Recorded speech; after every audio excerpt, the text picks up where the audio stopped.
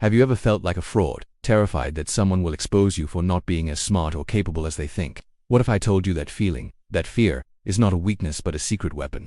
What if the most successful people you know aren't born with unshakable confidence, but are masters of an illusion? Welcome to the intriguing world of faking it till you make it. This isn't just a catchy phrase, it's a powerful psychological strategy that has shaped careers, built empires, and changed lives. But how does it work? And what's the difference between faking it and just being a fake? Let's dive in.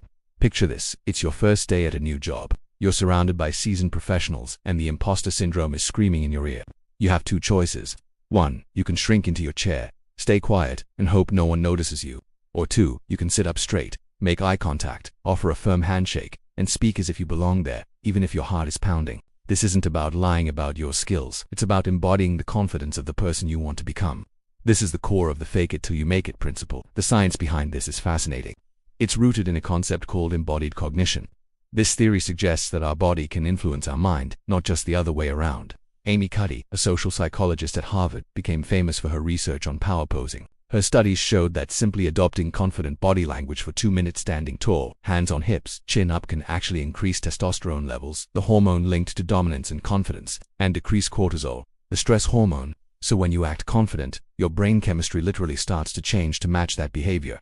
You're not just pretending, you're physiologically becoming more confident. Your body is telling your brain, hey, we're in charge here, and your brain listens. Think about Steve Jobs. When he first pitched Apple, he wasn't the globally recognized icon he was a young man with a big idea, but he presented it with such unshakable conviction that he made others believe.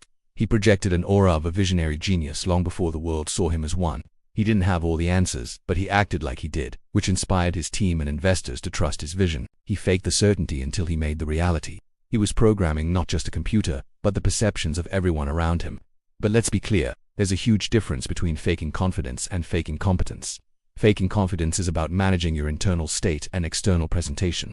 Faking competence is about lying about your skills and knowledge, and that's a recipe for disaster. If a pilot fakes their ability to fly a plane, that's not confidence, that's deception with catastrophic consequences. The make it part is crucial. You have to be putting in the work. You fake the confidence while you genuinely build the competence. You study harder, you practice longer, you ask questions, you learn from your mistakes. The confidence you project is a bridge that helps you cross the gap from where you are to where you want to be, while you're actively paving the road underneath. Let's look at a more relatable scenario. Public speaking.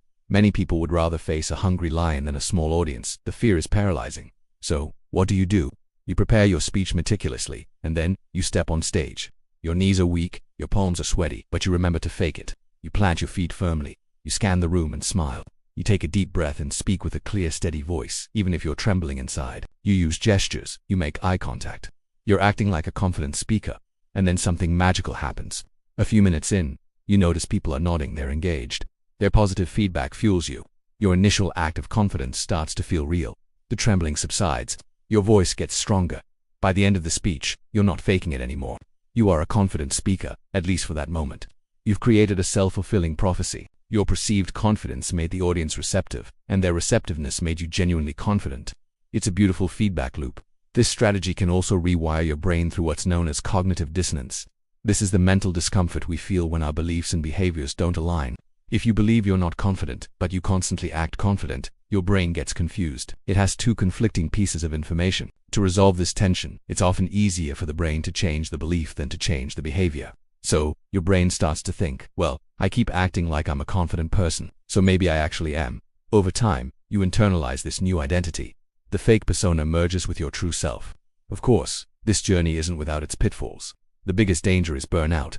Constantly maintaining a facade is exhausting, especially if you're not pairing it with genuine self-care and skill development. It's vital to have a safe space with friends, family, or a therapist, where you can drop the act and be vulnerable. A place where you can admit you're scared and you don't have all the answers.